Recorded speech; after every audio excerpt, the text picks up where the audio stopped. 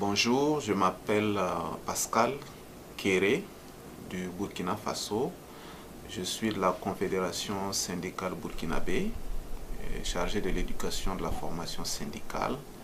Et j'ai également été coordonnateur du programme de collaboration, encadreur donc de ce programme-là pour le compte du Burkina Faso. Le programme de collaboration avec la Fédération des travailleuses et travailleurs du Québec sur le programme syndicalisme en démocratie.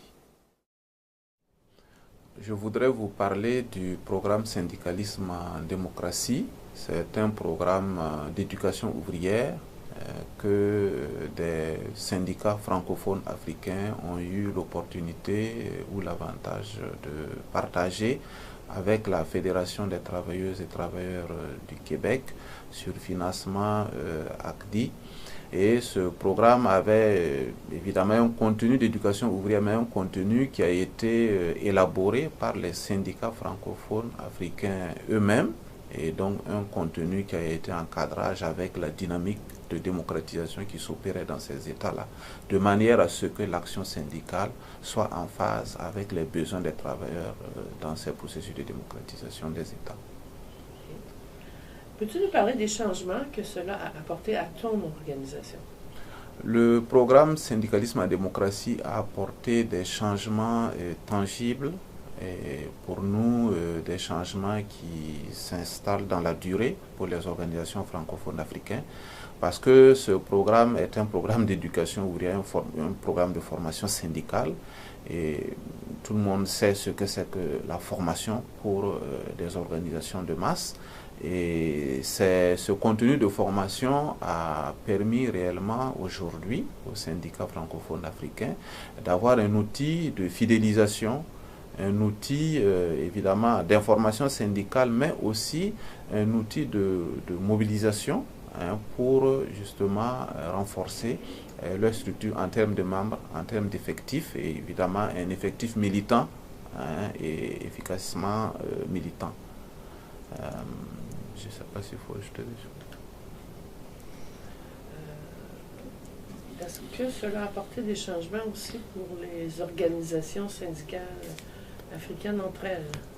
Oui, le programme syndicalisme en démocratie, il a apporté des changements au niveau de mon organisation, tout simplement qui est la Confédération syndicale burkinabé, a aussi apporté les mêmes transformations au niveau des cadres centrales syndicales qui ont participé, ou du moins qui sont de la Confédération syndicale internationale et qui étaient acteurs directs dans ce programme, mais aussi pour l'ensemble des 6 centrales syndicales du Burkina Faso, parce que au Burkina Faso, les activités d'éducation ouvrière sont partagées dans le principe. Mais de manière directe, ce programme a fourni en tout cas un effectif de formateurs syndicaux compétents pour ma centrale syndicale et directement pour les centrales syndicales affiliées à la CSI. Au niveau africain, c'est le même résultat parce que nous nous sommes constitués un réseau d'éducateurs syndicaux qui existe dans les différents pays qui ont été partenaires de ce programme-là. Et ce réseau d'éducateurs syndicaux fonctionne aujourd'hui parce que il y a des possibilités d'appui interpays, d'appui en termes d'expertise en cas de besoin d'un pays à l'autre. Peut-être sans être trop exhaustif, je pourrais citer le Burkina, le Sénégal, la Côte d'Ivoire, le Mali, le Tchad, le Niger, le Bénin, qui ont été partenaires dans ce programme-là. Et j'en oublie peut-être. Je crois qu'en Afrique centrale aussi, il y a eu quelques syndicats partenaires.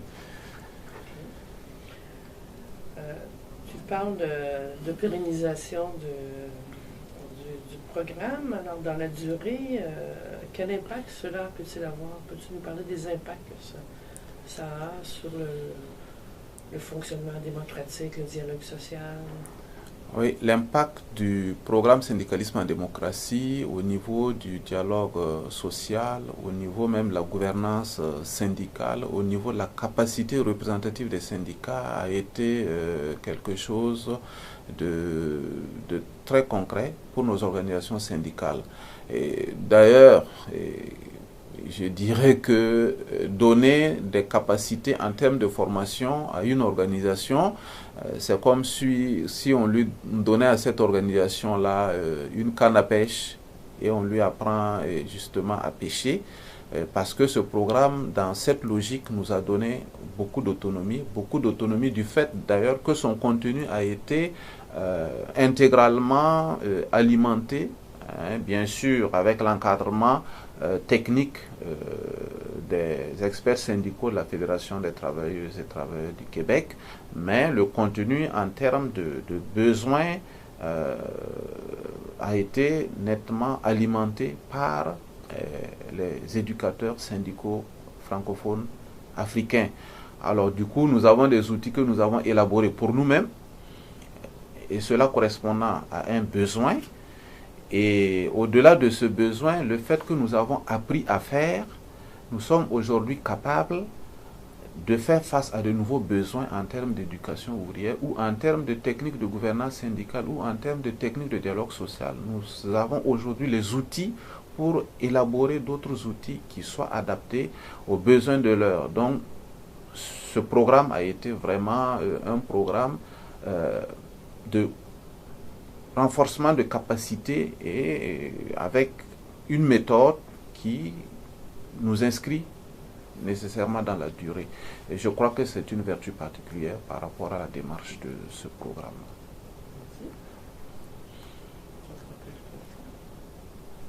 Ça fait le tour?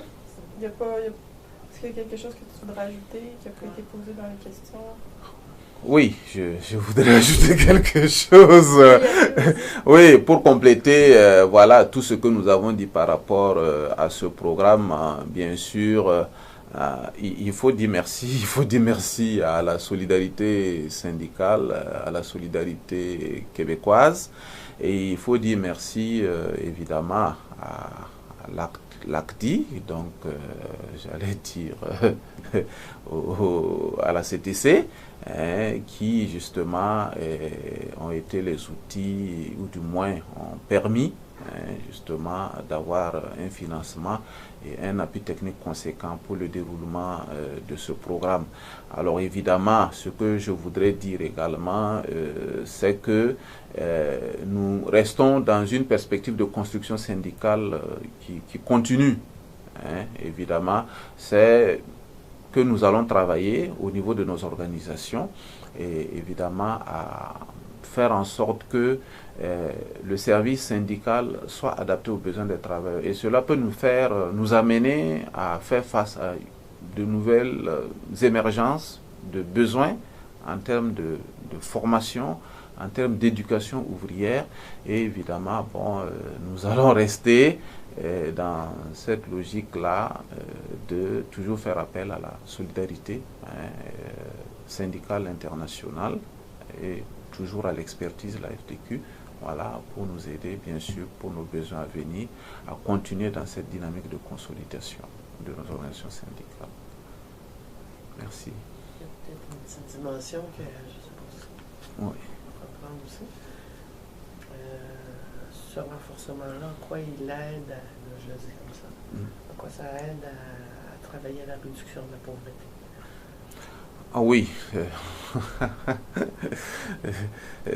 Je voudrais faire mention, effectivement. Tu peux toujours regarder Denise. Oui, je peux toujours regarder Denise. Voilà, je voudrais faire mention de l'intérêt de ce combat syndical que nous menons, parce que c'est un combat syndical qui s'opère dans un environnement socio-économique qui est particulièrement difficile pour les pays africains aujourd'hui, qui, malgré la bataille des populations, sont encore en retard de développement, donc vivent dans leur large majorité dans des conditions de pauvreté extrême.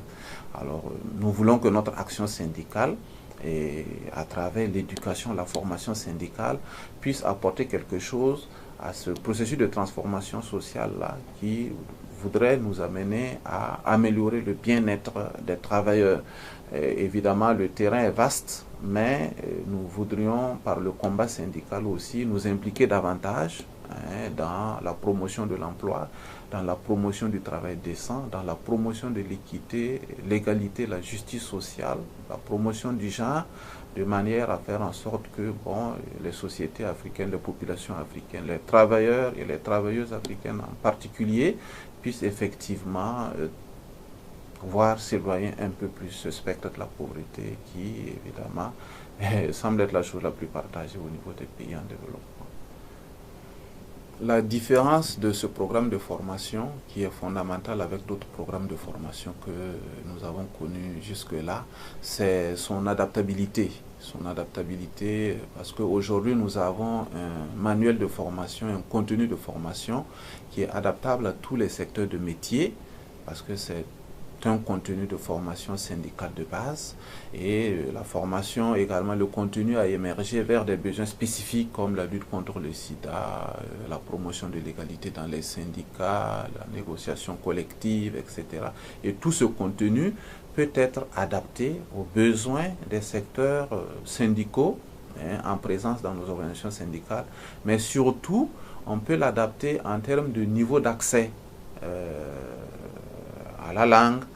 Voilà, c'est un cours en français, mais c'est un cours qui peut être traduit dans nos langues nationales, surtout pour le secteur de l'économie informelle, où il y a encore un taux d'analphabétisme assez élevé, et ce cours est adaptable et traduisible. Et d'ailleurs, je crois que beaucoup d'organisations l'ont déjà fait. Personnellement, dans mon organisation, nous l'avons déjà décliné pour des besoins spécifiques au niveau des syndicats de base, notamment le syndicat de l'énergie. Nous l'avons également adapté en le mettant en synergie avec un contenu comme celui de la formation par les cercles d'études, le programme PANAF. Nous avons croisé les contenus pour adapter également le contenu de formation syndicale aux besoins du secteur de l'économie informelle, notamment les travailleuses de l'économie informelle qui actuellement s'affilient en masse au niveau de nos organisations syndicales.